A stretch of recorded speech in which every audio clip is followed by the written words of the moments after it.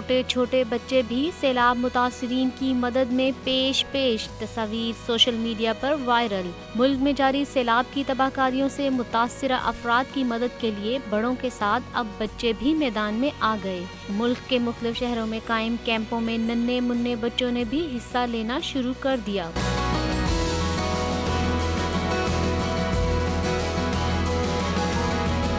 सैलाब मुतासिरीन की मदद के लिए कराची समेत मुल्क के मुख्तलिफ शहरों में NGOs और सियासी जमातों ने भी राशन, अद्वियात और दीगर अशिया जमा करने के लिए कैंप्स का इनेकाद किया है। सैलाब मुतासिरीन की इमदाद में छोटे छोटे बच्चे अपनी पॉकेट मनी कैंपों में जमा करवा रहे हैं। बच्चों की तस्वीर सामने आने पर सोशल मीडिया सारिफीन ने बहुत खुशी का इजहार किया। इन बच्चों के जज्बे को देखकर शहरियों का कहना है कि मुतासिरीन की मदद के लिए इन बच्चों का जज्बा लायके तहसीन है।